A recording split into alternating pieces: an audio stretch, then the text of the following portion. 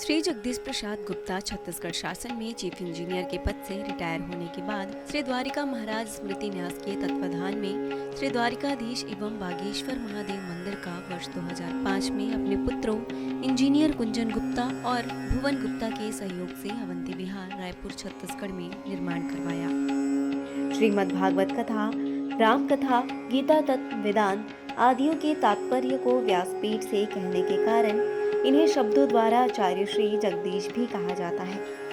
अपना संपूर्ण जीवन परमात्मा की सेवा में दे दिया। आपने परमात्मा भगवान श्री द्वारिकाधीश के दिव्य गुणों और कर्मों को लेकर अभी तक 15 ग्रंथों की रचना की है। इन सभी ग्रंथों को भारतवर्ष के जगत गुरु और महापुरुष संतों के द्वारा आशीर्वाद प्राप्त हुआ है। इनमें से श्वेता स्वरूप उपनिषद, श्री राम कथा अमृत से अनमोल, मुंडक उपनिषद, कथा उपनिषद, सरलतम बोध, इन पुस्तकों पर उनके सारे प्रवचन यूट्यूब पर अपलोड कर दिए गए हैं। किताबों का नाम डालकर लिंक ओपन करके आप उसका आनंद उठा सकते हैं।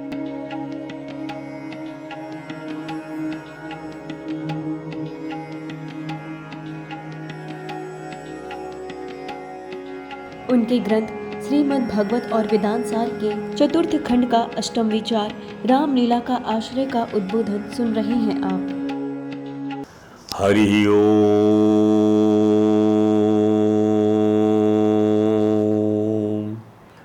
समं प्रशांतं सुमुखं दीर्घचारु चतुर्भुजं सुन्दरचारुग्रीवं सुकपोलं शुचिस्मितं समानकर्णविन्यस्ते स्फुरन्मकराकृतिकुण्डलं हेमाम्बरं घनश्यामं श्रीवत्सां श्रीनिकेतनं शङ्खगदापद्मवनमाला विभूषितं नूपुरैर्विलसितपादं कौस्तुभप्रभयायुतं द्युमत्किरीटकटककटिसूत्राङ्ग सर्वाङ्गमनोहरभृतं कृपाप्रसादेश्वरं सुकुमारम् अभिजायेत् सर्वाङ्गेषु मने दद्बंसी विभूषितकरान् नवनीरदाभात् पीताम्बरात् अरुणबिम्बफलाधरोस्तात् पूर्णेन्दुसुन्दरमुखात् अरविन्दनेत्रात् कृष्णात् परं किमपि तत्त्वहं न जानी तप्त कांचन गौरांगी राधे वृंदावनेश्वरी वृषभानुसुते देवी प्रणमामि हरिप्रिय। गुरुर्ब्रह्मा गुरुर्विष्णु गुरुदेवो महेश्वरा गुरुः साक्षात् परं ब्रह्म तस्मै श्री गुरुवे नमः। हो के हम पपीहा पी पी रटा करेंगे, हो के हम पपीहा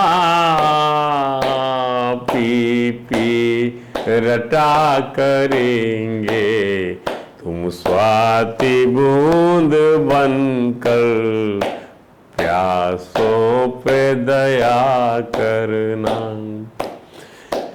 इस तन में रमा करना, इस मन में रमा करना।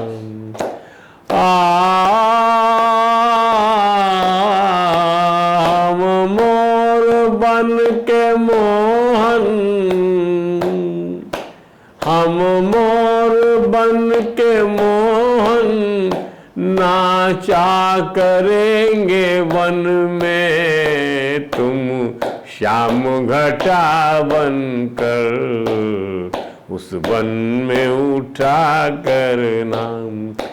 इस तन में रमा करना, इस मन में रमा करना।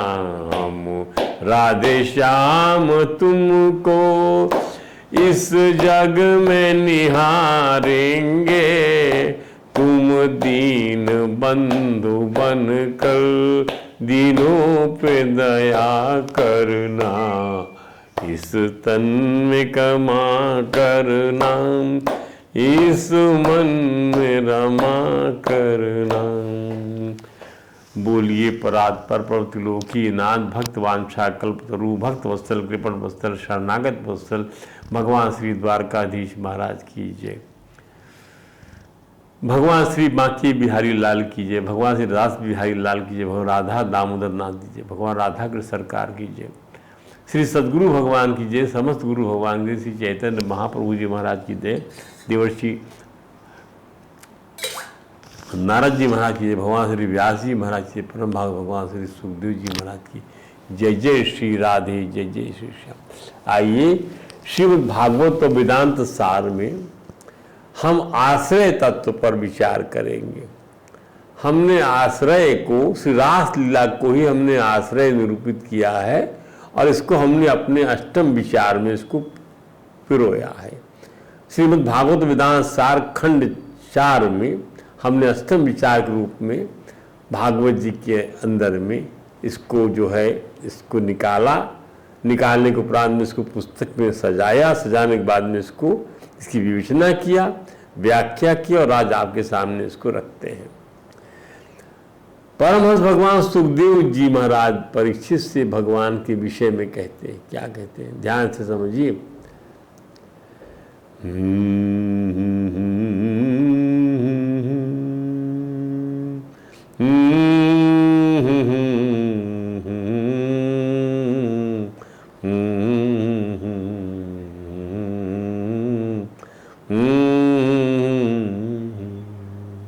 ना ह्यस्य जन्मनो हेतु कर्मणो वा महीपते। राजन, हे महिपाल, हे पृथ्वीपति, जिसके जन्म का, कर्म का हेतु जो है कोई कारण नहीं है, केवल और केवल आसरूढ़ी योग माया के उनके जन्म और अथवा कर्म कोई कारण नहीं। ना अस्य इसके जन्म का, कर्म का कोई हेतु नहीं। पृथ्वीनाथ, ये किसको करे, महाराज परीक्षित को, जो मुमुक्षु है, 7 दिनों में जिसको मुक्ति दिलाना है, मैंने सभी के लिए लागू होता है। आत्माया विनेशस्य, आत्माया विना ईशस्य परस्य द्रष्टुरात्मना। उनकी आत्मस्वरूपिणी माँ योग माया के अतिरिक्त आत्माया विना ईशस्य पर ब्रह्म परमात्मा की आत्माया आत्म योग माया के अतिरिक्त उनके जन्म अथवा कर्म का कोई भी कारण नहीं है। पर द्रष्टुम आत्मना, द्रष्टु आत्मना, उनके जन्म और कर्म का कोई कारण नहीं, केवल केवल आसरूढ़ी योग माया ही कारण है। क्या बात है।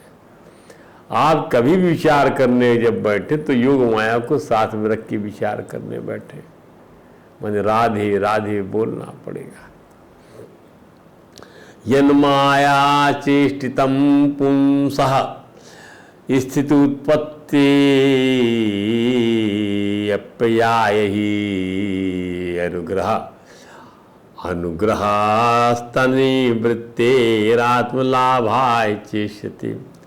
अपनी माया के माध्यम से भगवान विराट जगत के सृजन, यन माया चेष्टितम पुंसः, भगवान सृजन, पालन, स्थिति, उत्पत्ति और अप्यय और उसका संहार कार्य करते हैं। अनुग्रह तन्निवृत्तिरात्मन लाभाय चेष्यते। भगवान अपने अहेतुकी की कृपा से, दया से, करुणा से जीव का उद्धार कर सके, उससे आज साक्षात का, आज स्वरूप का, आत्मज्ञान का, दर्शन का परम लाभ प्रदान कर सके। अपने अहेतुकी की कृपा से, दया से, करुणा से जीव का उद्धार कर सके, जिससे वे अपनी अहेतुकी कृपा से, दया से, करुणा से जीव का उद्धार कर सके, उसे आत्म साक्षात्कार का, आस्वरूप का, आत्मज्ञान का, आदर्शन का परम लाभ प्रदान कर सके। अनुग्रह हस्त निवृत्ति आत्मलाभाय, आत्म साक्षात्कार, आस्वरूप का लाभ प्राप्त, ये लाभ भगवान दे सके। इसीलिए भगवान का जन्म होता कि आपको आत्मदर्शन का लाभ हो, आत्म साक्षात्कार का लाभ हो, आत्मज्ञान का लाभ हो, अपने स्वरूप साक्षात्कार का लाभ हो। ध्यान दीजिए, बताइए, कथा कर प्रवचन में है बोलना, बाद में बात करेंगे, आधे घंटे बाद। जिससे भी अपने हित की कृपा से, दया से, आदि ज्ञान से आदर्शन परम लाभ प्रदान कर सके, ताकि जीव माया के पर्दे की वास्तविकता जानकर जन्म मृत्यु के चक्कर से निकलकर भगवत धाम लौटने में सक्षम बन जाए। क्या अर्थ निकल के आया? भगवत धाम लौटाने के लिए कि आओ जाओ मेरे प्यारे बच्चों, मैं जितने शरीर बनाया, मानव शरीर को सबसे श्रेष्ठ बनाया, आपको भगवत धाम लाना है तो कम से कम दर्शन तो करना पड़ेगा। आपको मुझसे भिन्नता जो मानते हो, भिन्नता मत मानो, आप और हम एक ही तो हैं। ये सब बताने के लिए ठाकुर जी संसार में लीला करने के लिए आते। इसलिए उस लीला को समझने के लिए आपको योग माया को साथ में रहना पड़ेगा। ये भगवान की अहेतु की दया है, कृपा है कि जीव का उद्धार कैसे करूं, कैसे करूं, कैसे करूं, तो खुद ही आके रोल करते हैं भगवान। उसमें बड़ा ही अमृत है, बहुत ही अमृत है उसके अंदर में। तात्पर्यतः जैसे जीव को अपने विगत कर्मों के अनुसार विशेष प्रकार का शरीर प्राप्त होता है, उससे अपने कर्म के अनुसार माया द्वारा प्रदत्त जीव को कर्म यथा श्रुतम, जैसा उसका भाव होता है वैसा शरीर उसको प्राप्त होता है। उससे अपने कर्म के अनुसार माया द्वारा प्रदत्त शरीर को स्वीकार करना ही पड़ता है। वह स्वतंत्र नहीं है। कोई भी जीव स्वतंत्र रूप से यह नहीं कह सकता कि मुझे इस तरह का या उस तरह का शरीर दिया जाए। क्या बात है!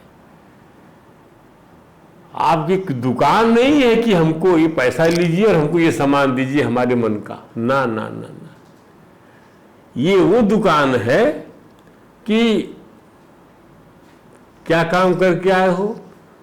मैंने बहुत पुण्य किया है, मैंने वो यज्ञ बहुत सारे यज्ञ कराए हैं, मैंने तमाम परोपकार किया है, लोगों को भला किया है, पूरे घर वालों का काम किया है, मैंने अपने भाई बहनों का काम किया है, सब जिम्मेदारी मैंने निभाई है। अच्छा, फल कौन दे रहा है?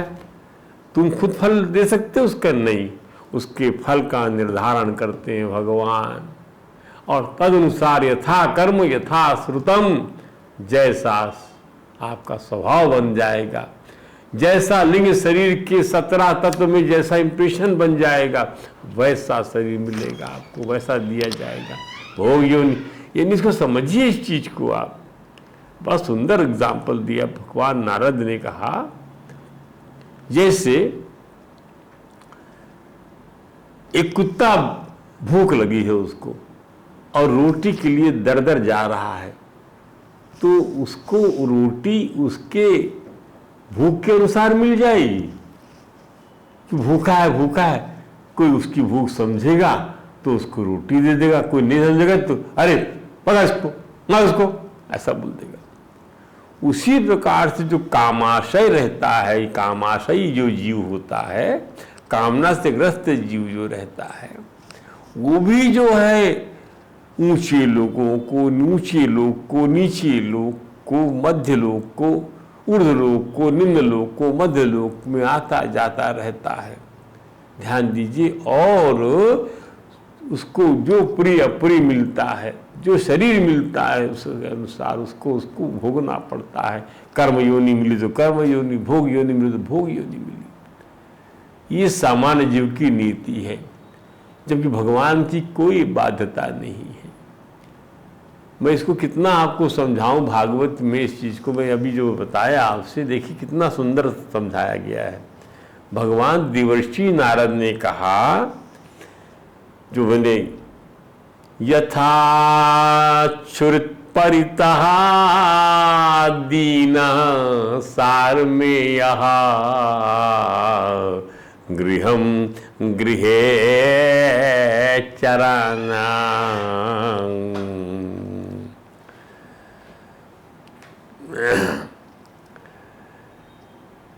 यथा छुरित परितः दीनः सार में यह गृहे गृहं शरणा विन्दते यदिष्टं मोदम दंड में मुचा।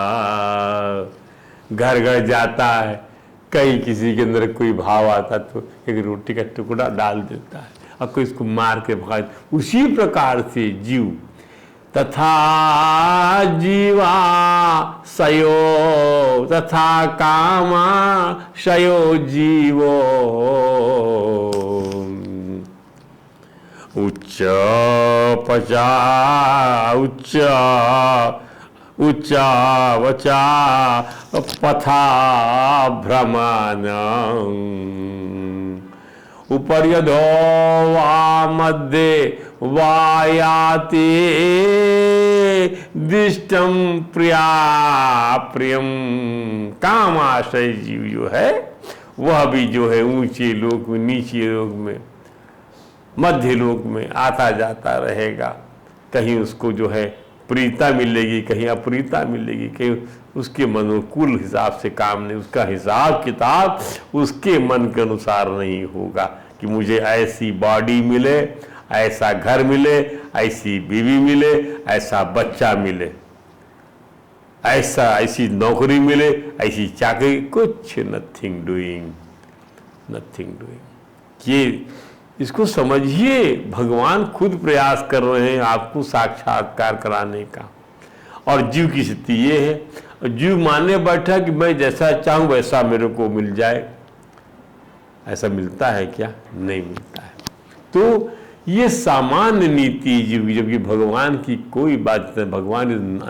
भगवान किसी कंपल्सन में नहीं है, स्वतंत्र है।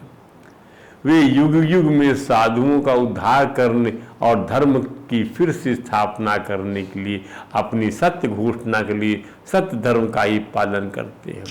हर व्यक्ति अपने उनके अधीन है, वे किसी अन्य के अधीन नहीं है। जो मूर्ख लोग अज्ञान के कारण सोचते हैं कि वे कृष्ण के समकक्ष हैं या कृष्ण बन सकते हैं, उनकी हर तरह से निंदा की जाती है। कोई न तो कृष्ण के तुल्य है, न उससे बढ़कर है, इसलिए उन्हें असमऊर्ध्व कहा जाता। आसम ऊर्ध्व, उनसे बढ़कर कोई नहीं है, कोई बराबर ही नहीं है। प्रभुपाद जी महाराज कहते हैं, विश्व कोश के अनुसार माया शब्द का प्रयोग मिथ्या अहंकार के रूप में किया जाता है। देखिए एनसाइक्लोपीडिया में ग्लोबल डिक्शनरी कहती है माया माने जो है मिथ्या अहंकार, और दया के रूप में किया जाता है, ये भी कहते हो। सामान्य जीव जिस शरीर में प्रकट होता है वह उसके लिए एक प्रकार का दंड है। An embodiment of a soul is nothing but a sort of punishment, you can say. हम जानते हैं कि सारे जीव भगवान के अंश होने कारण गुणात्मक रूप से भगवान के समान है, ठीक।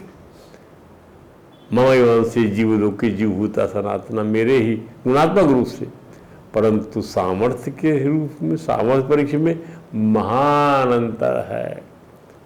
कहाँ जर्रा और कहाँ एक बूंद पानी की और कहाँ समुद्र विखाट ठाठे मारता। क्योंकि भगवान में असीम आह्लादनीय शक्ति होती है, किंतु जीव में यह सीमित होती है। वेदांत सूत्र अध्याय 1 के पाद 1 का 12वां सूत्र है, आनंदमयो अभ्यासात्। वाह, आजकल हम वेदांत सूत्र लिख रहे हैं। वेदांत सूत्र माने वेदांत दर्शन और माने ब्रह्म सूत्र का सरलतम बोध लिख रहे हैं, जो 2027 में आपके सामने आएगा प्रवचन के रूप में। अब उसमें क्या आनंदमय अभ्यासात, आनंदमय ब्रह्म के बारंबार संकीर्तन से सहज ही सिद्ध हो जाता है कि प्रकृति जगत की कारण रूपा नहीं है। श्रुतियों ने आनंद शब्द का बारंबार प्रयोग परब्रह्म के निमित्त ही किया है। ज्ञानी जन भी उसी ब्रह्म सत्ता का निरंतर अभ्यास पूर्वक ध्यान करते रहते हैं। ब्रह्म सूत्र में क्या है? खुद ही शंका उठाना है और खुद ही जो है उसका निराकरण करना है। श्रुति खुद ही अपने अर्थों में शंका ढूंढती है और अपनी ही श्रुति अपनी ही अन्य श्रुतियों के माध्यम से उसकी व्याख्या करते हुए उसका निदान कर देती, ताकि ब्रह्म की महिमा में इजाफा हो। सब कुछ ब्रह्म में से सापेक्ष है, ब्रह्म निरपेक्ष है, किसी के सापेक्ष नहीं है। ध्यान दीजिए, सार ये है, सब कुछ ब्रह्म है।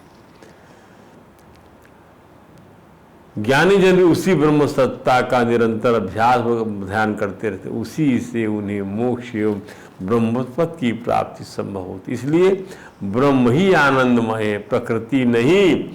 उपनिषदों में आनंद शब्द का अर्थ के अर्थ में अधिकता से प्रयोग हुआ है। आनंद शब्द का अर्थ, आनंद शब्द का ब्रह्म के अर्थ में अधिकता से, यानी Anand word is now used for Brahma. Taittiriya उपनिषद की ब्रह्मवल्ली के 6वें और 7वें अनुवाक में आनंदमय का उल्लेख मिलता है। वह ब्रह्म आनंदमय रस स्वरूप है। यह जीवात्मा इस रस स्वरूप ब्रह्म को प्राप्त कर आनंदमय हो जाता है। यदि यह ब्रह्म आकाश की तरह पूर्ण आनंद में न होता तो कौन जीवित रह पाता, कौन प्राणों में गति कर पाता। वास्तव में ब्रह्म ही सबका आनंद प्रदाता है। भगवान परमहंस सुखदेव ने स्पष्ट किया कि परमात्मा आदि नारायण श्री कृष्ण सृष्टि के निर्माण, पालन और संहार की लीला के लिए माया शक्ति का आश्रय लेते हैं। अभी हमने आपको बताया कि आत्मायाम बिना ईशस्य परस्य, आत्मायाम बिना ईशस्य परस दृष्टात्मना। भगवान सबके दृष्टा असंग आत्मा ही है। उनकी आद स्वरूपणी योग माया से उनके जन्म अथवा कर्म का कोई भी कारण नहीं है। अजन्मा है भगवान, इसलिए ऐसा कहा जा रहा है।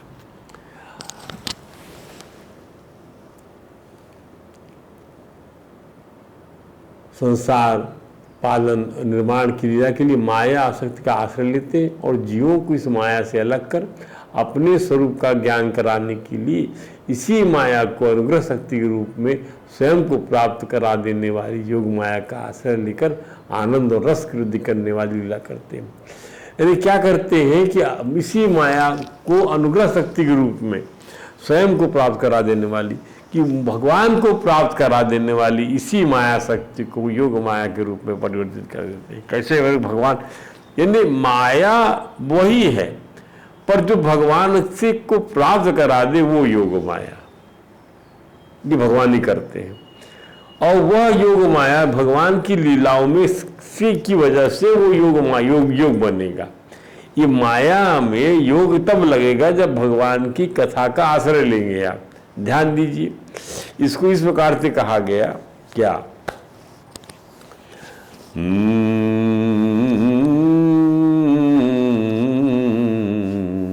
सुवचिरा देवराजर से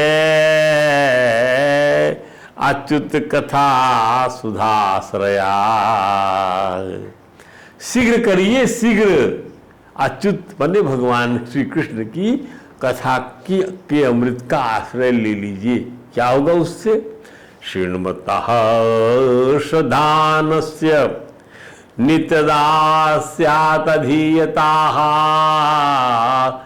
सुनने वाले के लिए, श्रद्धा करने वाले के लिए, स्वाध्याय करने वाले के लिए यह कथा का आश्रय जो है वह आपकी अनर्थ परंपरा, शरीर धारण की परंपरा को समाप्त कर देगा, माँ के गर्भ में आने जाने को बंद कर देगा। ध्यान दीजिए। तो यही जीवों को आकृत करती है। इसलिए भगवान जो है ये भगवान की कथा के साथ में उनकी योग माया का जुड़ी हुई है। अब ये योग माया देखिए, ये अभी आपको समझ में आएगा योग माया कौन थी। कंस के हाथ से छूट के 7वीं संतान योग माया है। और वो योग माया में सब पावर भगवान ने भर दिया। और वो योग माया क्या करती है, यदि आपको अनुभव है तो देवी योग माया माने विंध्यवासिनी, शारदा, इतनी देवियां हैं, ये सब के सब भगवान के साथ जोड़ देती हैं। आपको क्या चाहिए, बोले मुझे महल चाहिए, माँ ले महल ले ले। पर महल लेने के बाद उसको भगवान की भक्ति से भी जोड़ देती हैं। तो जो भगवती का भक्त होगा वो भक्ति तो करवे ही करेगा। ये है भगवती की कृपा, क्योंकि भगवती पहले उसकी इच्छा पूरी करेगी। अब बाद में जब राग पैदा कर देगी ठाकुर जी से तो वही राग अपने आप आ जाएगा, कि उनके सिवा कुछ भी राग में किसी से राग नहीं लगाना है। तो इस प्रकार से कथा को हम जो है, और यही जीवों को आकर्षित करती है। कौन सी योग माया, और जीव ठाकुर जी को की ओर आकर्षित हो जाता है, इससे लोहे को चुंबक खींच लेता है। तो मैं आपको कथा का शेष हिस्सा आज यही कथा को समाप्त करते हैं। और कल श्रीमद् भागवत वेदांत सार खंड 4 की जो है अष्टम विचार की कथा इस प्रकार से आगे बढ़ती चली जाएगी। बोलो वृंदावन बिहारी लाल की जय। हरे राम राम राम हरे हरे कृष्ण।